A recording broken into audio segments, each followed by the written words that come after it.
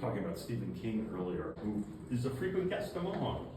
Hasn't been here in a little while, but had stayed on a regular basis. Used to host our mystery weekend, which was one of our Oh, that is so cool. 30 different theme programs he helped with. Do you have like an actual like sleuthing thing where you go like a game, or it's more like a kind of like a dinner thing. Like you go in, there's like a little staged performance. I just want to see the view from up here, imagining as if I was staying on the 6th floor. Yeah, if you were in that room, you'd get a very similar view to this. You'd also have a lake view as well. Oh, and you'd have one of these access points. And you'd have a balcony as well. Stephen King regularly stayed in room 666 just for the irony of it. But Sure. He also stayed in several other rooms on this floor. You know what's crazy? He would not necessarily, but maybe on the edge there, have had a view of the former topiary garden. Oh yeah, I think it extended maybe almost to that end of that tree. Yeah, if you're looking at that in the picture, there's that pathway to the right going through the garden. And right as you got to that little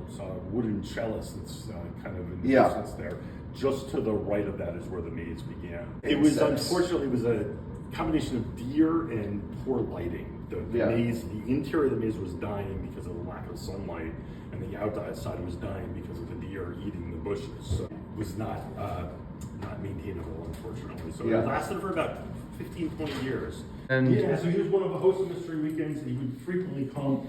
He didn't like to fly, and he spent time between Florida and Maine. I see. He also had a family living in New Paltz. One of his sons lived in the New Paltz area. So he would come and visit here frequently, and would often either traveling back and forth between Maine and Florida would stop and stay at Mohunk to visit family or just to have fun at Mohunk because he liked the place. Interesting story about him is one time he was visiting, a friend of mine was standing at the front desk, and all of a sudden, Stephen King just popped up in front of her and scared her. And he was holding an ice cream cone, and he looked at her, big smile on his face, said the word peach, because it was peach ice cream that he got from the gift shop, and then just walked away.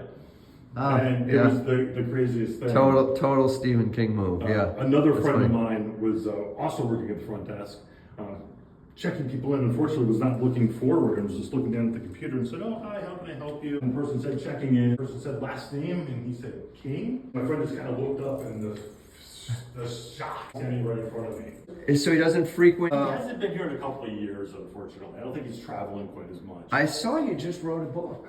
He did. He writes books regularly still. And it looks like almost like an AI generated image of him in the book. So I don't know if it's like almost like not autobiographical, but from a author's perspective. He was up here. It was like 5 years ago. He had co-wrote a book with his son.